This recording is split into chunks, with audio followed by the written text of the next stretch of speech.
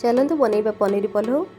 बहुत हेल्दी होता है और जल्दी भी हो कम टाइम रे हो खास करके छुआ मान ये मो कड़े नहीं कि तेल ऐड करदेली ये पनीर टी फ्राए करदे अल्प फ्राए करेंगे।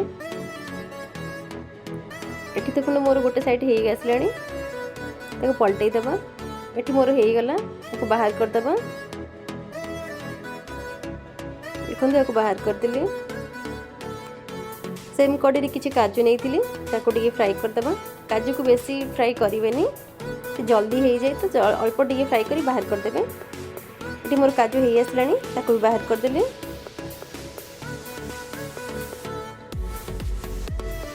सेम से कड़े बाहर करदेली। प्रेसर बसैबा आम प्रेसर मोर गरम हो तेल देदेली ये खड़ा मसला रखी पकईदेली गोटे पियाज काटिकी रखी देदेली भल से टिके गलैदबा गोटे काटी रखी टमाटो भी ऐड करदेली देदेली किछि मटर गाजर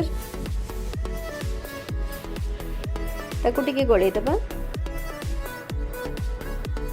स्वाद अनुसार लुण देदेबा ये रखी भिजै चाउल पकईदेली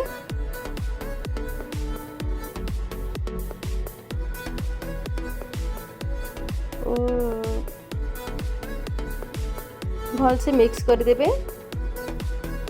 ये मु फ्राए कर रखी काजू और पनीर ताको भी ऐड करदेली भल से मिक्स करदेबे।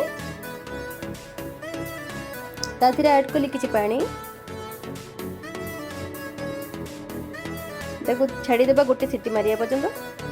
ये देखो मोर हो गला देखो धनिया ऐड करी गार्निशिंग करदेली देखो केते बढ़िया लगुच।